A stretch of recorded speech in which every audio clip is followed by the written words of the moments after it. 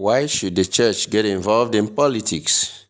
This is a question that people oftentimes approach priests and they begin to ask, Father, why is the church getting involved in politics? I think there are two issues to be looked at. Why should the church get involved in politics?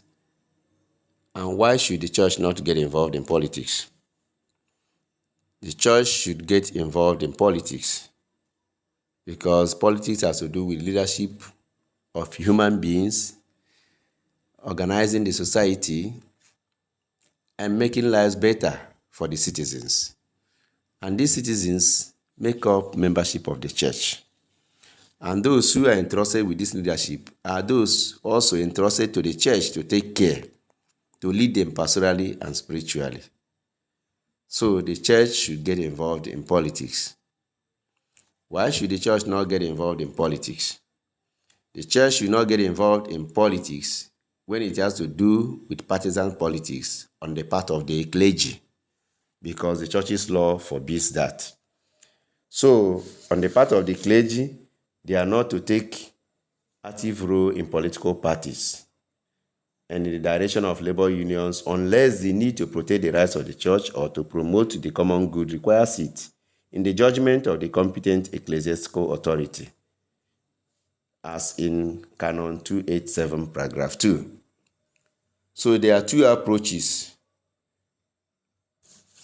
on how the church can get involved in politics. As for whether the church should. Two approaches: political leadership and political militancy. Political leadership is the responsibility of the clergy to guide the people of God, enlighten them on their rights, enlighten them on what they should do so that their lives will be better, the society can be better. They will get something to eat. While the church feeds them spiritually, the church also takes care of their other needs. If you listen or if you have read the encyclical of Pope John the 23rd, Mater et Magistra of 1961, number 3, the Pope says, though the church's first care must be for souls, how she can sanctify them and make them share in the gifts of heaven. She concerns herself too with the exigencies of people's daily life, with their livelihood and education, and their general welfare and prosperity. So the church can come under political leadership and exercise her prophetic role by speaking to the leaders, speaking to those in authority, to see their vocation as God's own call to serve humanity and render a very good service, selfless service that will give God glory. No person, no authority comes apart from God. That's the view, the words of St. Paul. So, my dear brother, my dear sister, as you listen to this, the church gets involved through political leadership. Also, the church gets involved by political militancy. Political militancy is the reserve or the responsibility of the lay people. The lay people should get involved in politics, in partisan politics, unlike the clergy. This is the second approach through which the church gets involved, through the lay members of the church who can take up roles, exercise duties in political parties. So, and what does the church say? The church says that such people should be encouraged.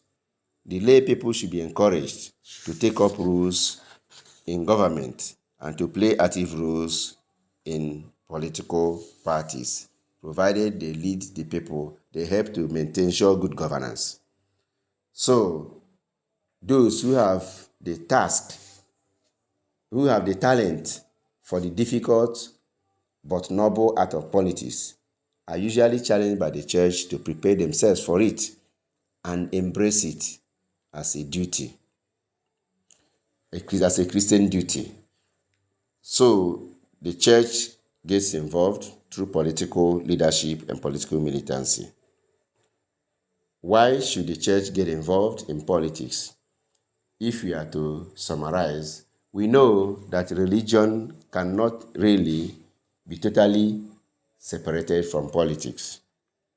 And that's why Martin Luther King Jr. once said that a religion that professes a concern for the souls of men and is not equally concerned about the slums that damn them, the economic conditions that strangle them, the social conditions that cripple them, is a spiritual moribund religion. So the church will always challenge the government to continue to provide the socio-economic and other benefits or dividends of leadership, of governance, to ensure good governance and better society. So, my dear friend, the church should get involved in politics.